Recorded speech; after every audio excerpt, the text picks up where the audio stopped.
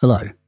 In this commission demonstration, I want to show you a way of composing modular melodies that's unlike any other module I know. It's a 4-track generative sequencer which you guide rather than command. Yet, when it does something that you like, you can loop it. It's called the Stochastic Inspiration Generator, and its weirdness works like this. Each of these little faders corresponds to a key. And by tuning up the fader, we are increasing the probability that SIG will play that particular note. So by altering the heights of the faders, you emphasize certain notes, increase their frequency. But note that it doesn't play the same passage each time. It uses the positions of the faders as a kind of recipe, but it improvises within that recipe. So this is all sounding a bit constant, and we can actually change the note duration. We do it with this column of 6 dials. At the moment it's 1/16, but if I want 1/8 notes, I turn up this little knob, and I'm dialing in the percentage likelihood that a note will be 1/16, 1/8, a quarter of a note, half, a bar, or 2 bars long. And of course we can turn these faders down to also introduce rests. We can also hold run and turn up the 8-foot dial, just for future reference, to introduce rests. And if you want dotted notes, you hold loop and you adjust these things. Now right at the start of the video I said that SIG is multi-channel, so let's use this second channel for drums in this instance. If I select channel B, turn up the knob and unmute it. Ooh, a bit too many there, but if I turn up 1/4, 100% chance that there'll just be a kick on every beat. So now we have a 4/4. And by the way, these tracks are polymetrically independent, so you can have all 4 tracks can be different lengths. So this is a bit musically static, isn't it? I think we need to have octave shifts. We do that with these 5 dials up here by turning up this one.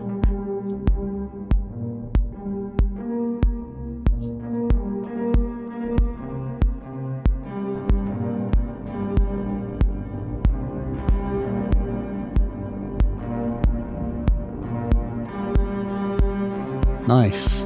Just as with the rests, we can increase the likelihood that a note will be played in a particular octave. These represent 5 octaves, and by turning them up or down, we can favor certain octaves. Just a very slight possibility there will be a high note. Nice, nice. But a little bit jazz, don't you think? In the sense that it's not the same thing each time. SIG is always improvising. I don't want that. I want it to loop. Well, I do that by going loop and run. Now I committed the last 18 notes to memory. If I hit loop, oh yeah, it loops that. Now we can play a part of the buffer. If we hold loop and adjust this, the tempo dial becomes the start of the buffer. The 1/16 is the end of the buffer. And so what we're doing is we're selecting what part of the 18-note buffer we want it to loop. Let's just make this all a lot more obvious and make a 4-step. 4-step.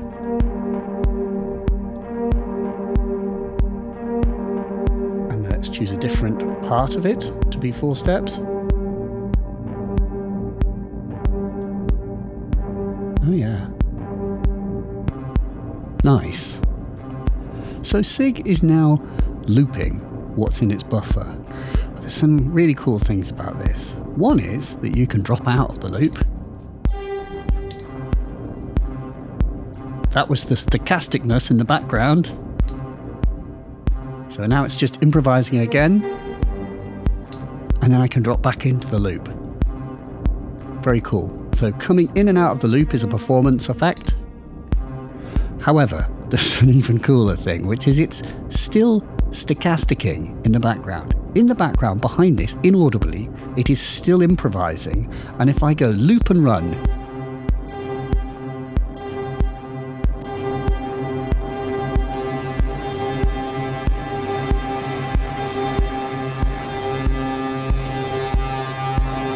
nice.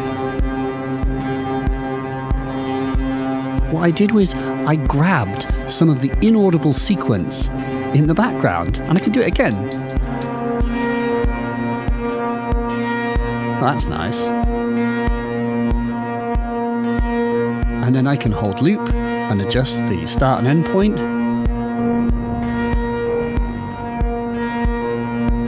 And what's cool here is if I go backwards, it starts to flash because I've gone past the first note in the buffer.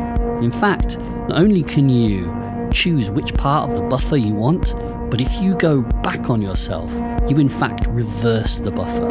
So you can have the same notes, this is the 4 notes at the start, playing backwards or forwards. Does that make sense? So SIG is a way that we can concoct a musical recipe, listen to the results, loop, retrospectively capture that loop that we liked it play, and then choose what part of the buffer we hear.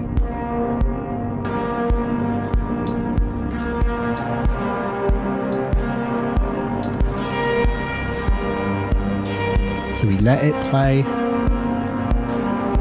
That's nice. Grab that. Find it.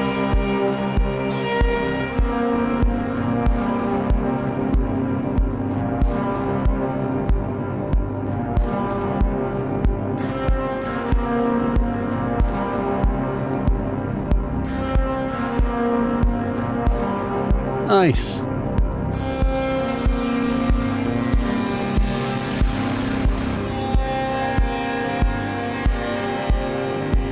Nice, isn't it?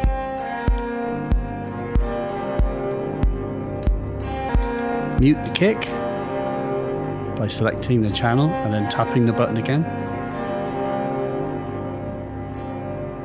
Oh, yes. By the way, you can see me starting to use like combos, and there are actually very small little like notes written on the panel for the like deeper functions that are on this device to help you remember what the combos are. Deeper functions, you say? Yes, there are actually quite a few other ways that SIG lets you control how melodies are created. Let's try them.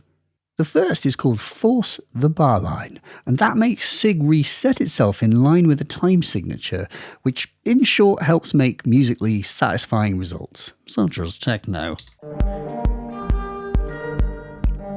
And so the way that we do this is by going run and tempo, and I can determine if we want a 4/4, then I light up 4 lights here, and I adjust the 1/16th knob until the 4 is lit here. So then if I loop that,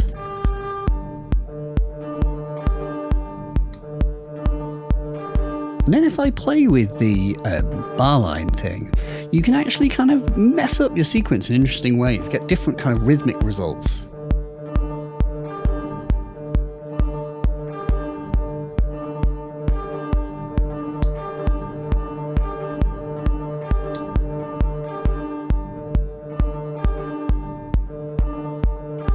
You hear? You don't lose notes in the sequence. It doesn't kind of reset and truncate them, but it kind of puts the downbeat in different places. And in short, it's best described as it just changes how the melody kind of falls in time. And it's something that you can do to a loop once you've captured one. Remember, of course, we can grab another one.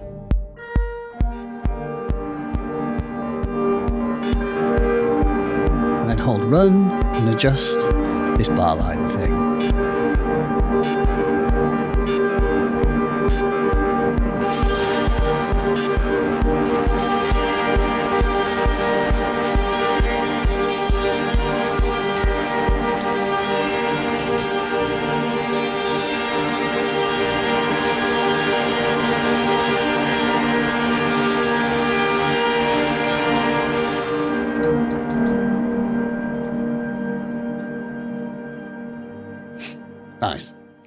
One of the other little recipes is called linearity.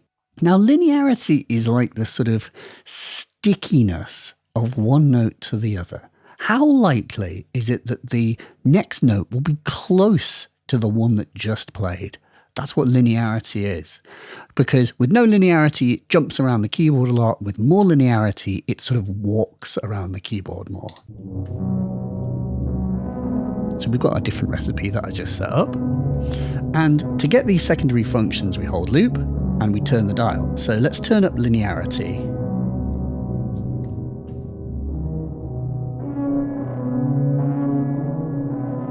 It stays closer from note to note.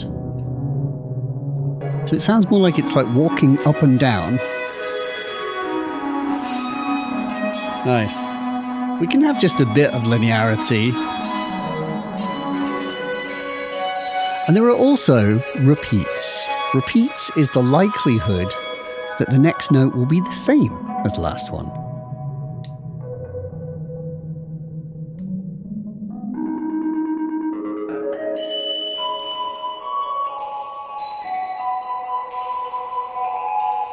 So we get lovely, like, repeating notes.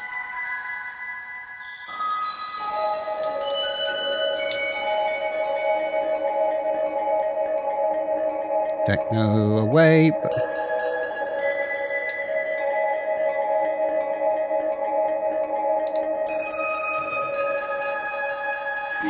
Can dial this back.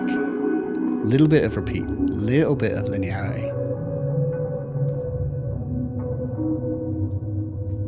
Any moment, it's just going to burst into some 90s What Records banger. And then we've also got ascend and descend. And that's the likelihood whether this invisible musician behind the panel will create rising or falling melodies as they play around the keyboard.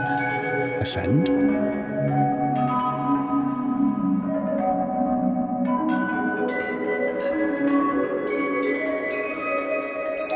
And descend.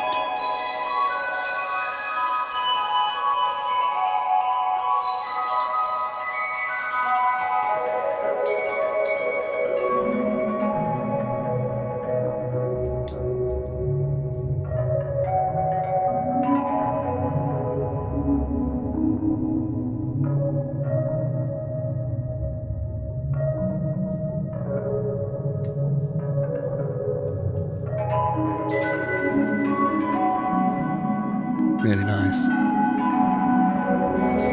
Oof. Deserves a little arp, doesn't it?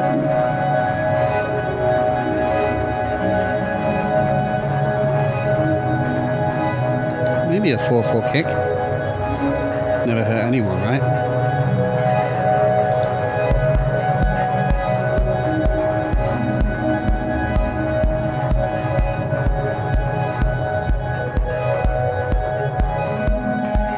It's nice.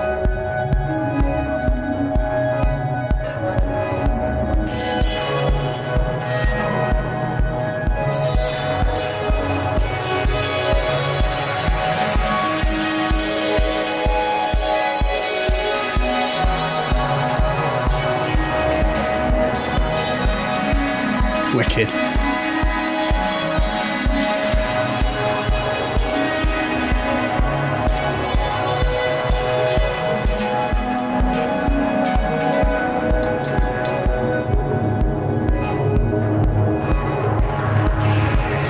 Loop that.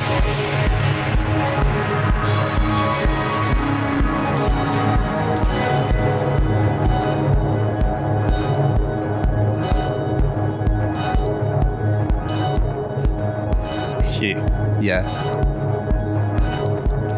There is also ratcheting, which is the likelihood that the thing will play 1/16 and kind of create a little trill. We need a sequence that has less 1/16 for that to be kind of obvious. We do that with run and turning up this one.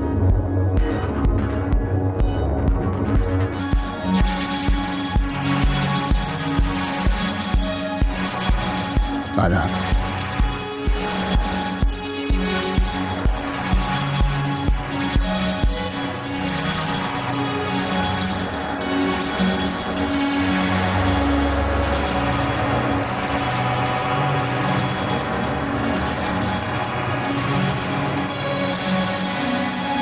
And then another very important one is portamento.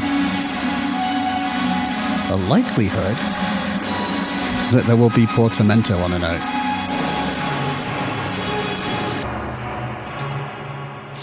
Yes. Nice. Now there's something else here which is attack and decay.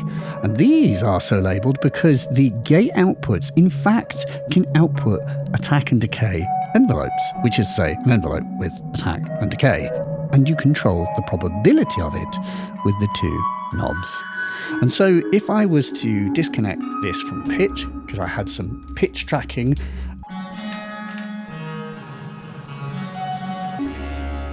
nice. So now I've just remapped it so that the envelope on the SIG is controlling the VCA and the filter as well.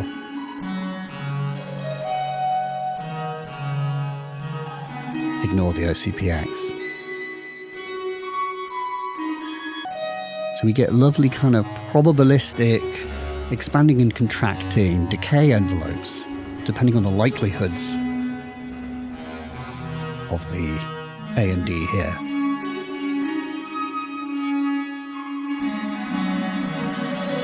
Oh, that's lovely.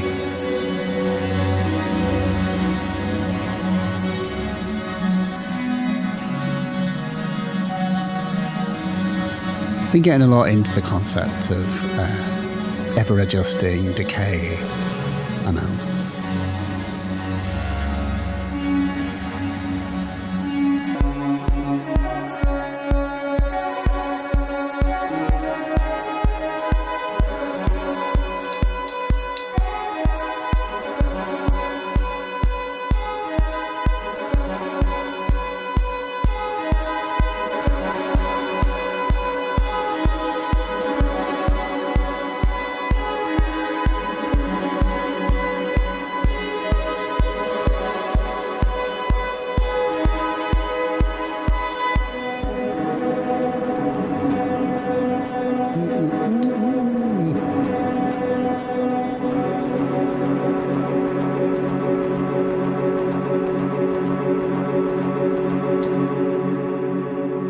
I hope that makes some kind of sense, especially since, oh, my light just went off. Especially since Stochastic Instruments Finn Head, amazing name, and Dr. Stuart McVeigh are both lecturers. Finn is actually a tutor at a music tech college called DBS Institute, and it is actually nice to know that someone who really understands music is the person behind a thing that makes music. Also, interestingly, students from Access Creative College and DBS Institute in Plymouth, UK, helped beta test SIG. Young people are shaping emerging technologies. And there is a lot of shaping in here. But like old John Cage said, the role of the composer is to prepare the elements which will permit the situation to become complex. So in the interests of complexity, let's create a 4-part multi-channel orchestra using SIG in a tiny little case.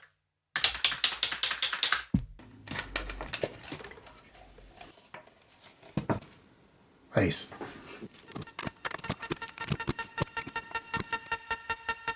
Okay, so in this slightly insane looking patch, we have a 4-part multi-timbral sound. This is the pony, and then A, if I unmute it, is Rovid and Adver. And I'm using the Arbor VCA, and the SIG is doing all the envelopes as well. So it's both a 4-part sequencer and it's a 4-part envelope generator with probabilistic envelopes going on.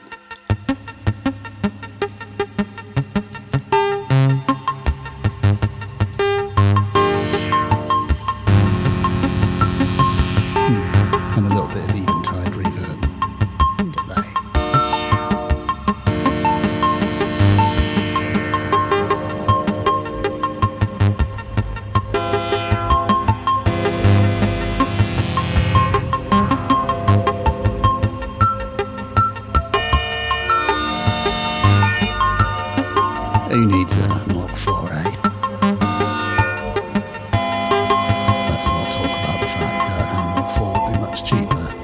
Wouldn't sound like this.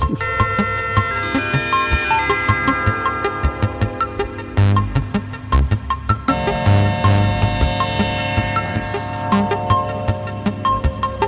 Can adjust the volumes.